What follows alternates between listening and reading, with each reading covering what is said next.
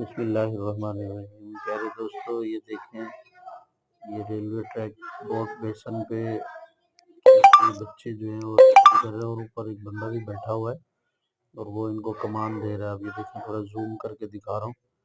ये देखें, पूरे इसने नट बोल्ट खोले, बड़ा पाना भी इनके पास है। ये देखो, ये बड़ा पाना है, इससे इसने निकाला है और ये बहुत बड़ा हादसा हो सकता है। ये चालू ट्रैक है, ऐसा नहीं है कि ये बंद है। ये बोट बेसन पे ये देखिए, वो दीवार पे वो लड़का आदमी बैठा और ये लेके गया थैली में डाल के, उसको पकड़ा रहा है। ये देखें, कितना खतरनाक काम है। और ये आप ज़्यादा से ज़्यादा शेयर करें ताकि लोग, हुकूमत इसको देखे और इनको पकड़े। ये देखिए, ऊपर बंदा बैठा हुआ है, ज़्यादा जूम नहीं हो पा रहा है।